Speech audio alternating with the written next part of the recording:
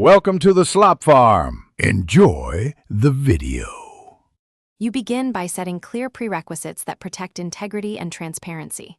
First, decide the purpose: publication, classroom, or internal memo, because rules differ. Once done, secure your original notes, drafts, and source timestamps so you can prove human authorship if needed.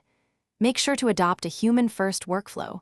You write the core, then use AI only for editing, clarity, or formatting. This reduces false positives and preserves your voice while remaining ethical and auditable.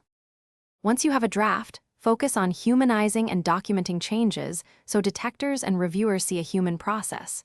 You should perform deep edits, inject personal anecdotes, unique perspectives, and precise details like dates or local examples. Make sure to keep an edit log with version history, timestamps, and short editor notes. This demonstrates iterative human authorship. Also, run a standard plagiarism check. If it flags anything, revise and document why you kept or changed that material.